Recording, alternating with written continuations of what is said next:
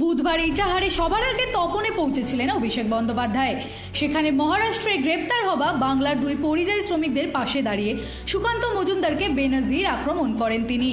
কেন্দ্রীয় মন্ত্রীকে সরাসরি স্টপেজ মিনিস্টার বলে কটাক্ষ করে অভিষেক প্রশ্ন তুললেন, বাংলার মানুষ কি আপনাকে শুধু ট্রেনের স্টপেজ উদ্বোধনের জন্যই জিতিয়েছে?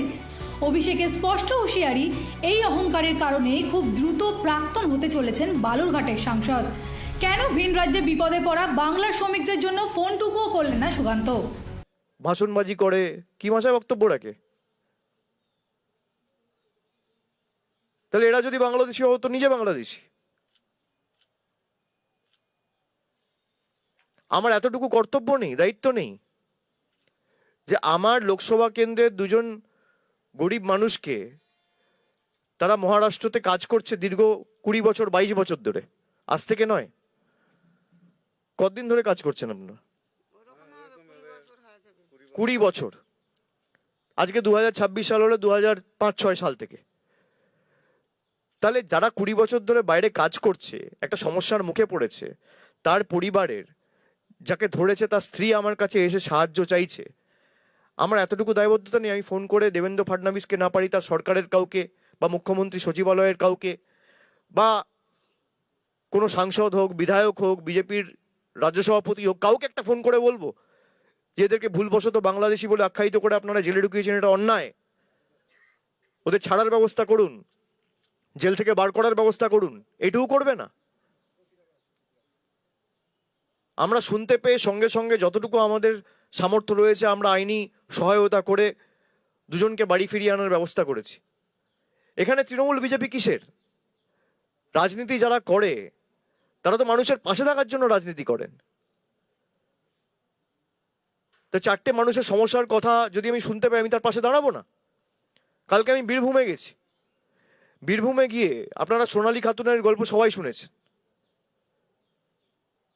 গর্ভবতী একজন মহিলা, মানে প্রেগনেন্সির আর্লি স্টেজ, তাকে বলছে পিঠে এমন মার মেরেছে দিল্লি পুলিশ।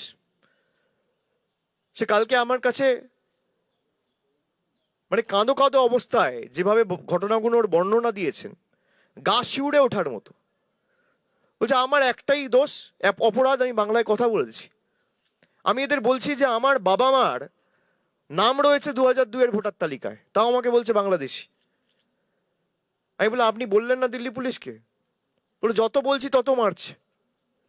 দিল্লি পুলিশ ঠেলে দিচ্ছে বিএসএফ এর কাছে, নিয়ে বিএসএফ আরো মারছে, নিয়ে বিএসএফ জোর জবরদস্তি আমাদের বাংলাদেশে ঢুকিয়ে দিল। জঙ্গলের রাতের পর রাত জঙ্গলে কাটিয়েছি। অন্তঃসত্ত্বা একজন মহিলা গর্ভবতী অবস্থায়, ওই অবস্থায় নদী পেরিয়েছি, জঙ্গলে রাতের পর রাত কাটিয়েছি, সাহায্য করার কেউ ছিল না। তারপর কোনো মতে ঢাকায় গিয়ে পৌঁছাই, তো ঢাকার পুলিশ আমাদের অ্যারেস্ট করে।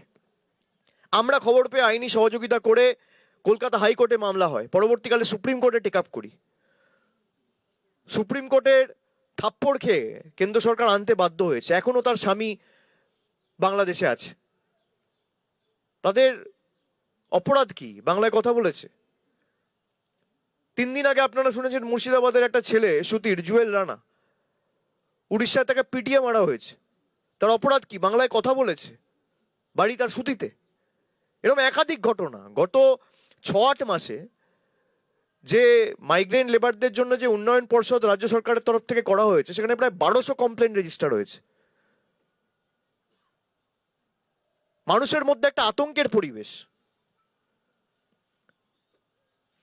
বাংলায় জিততে না পেরে গরিব মানুষকে অত্যাচার, তার মৌলিক অধিকার কেড়ে নেওয়া, এমনকি প্রবীণ বয়োজ্যেষ্ঠদের 60 বছর, 65 বছর, 70 বছর ঊর্ধ্বে যাদের বয়স,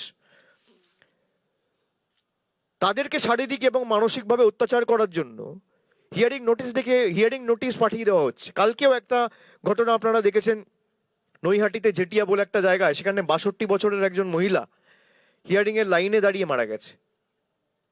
আজকেও মালদা একজন বিএলও মারা গেছে। প্রায় 2 মাসে 65 জনের উপর মারা গেছে।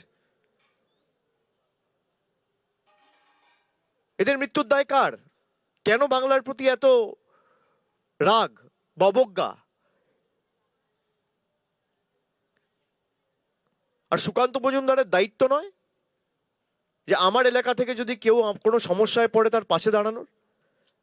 আরে আপনি তৃণমূলকে গালাগালি দিতে তো পিছু হন না। সকাল থেকে রাত অব্দি তৃণমূলকে গালাগালি দিচ্ছেন দিল্লির জমিদারদের কাছে নিজের নম্বর বাড়াতে।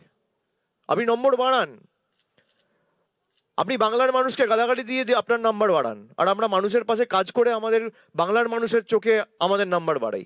পার্থক্যটা তো এখানেই। দিশা দাসের report, headlines Kolkata. Ma, there's this new Bengali matrimonial website, BABandhan.in. It's safe, verified, and just for us. Really? देर न करें, आज ही रजिस्टर करें।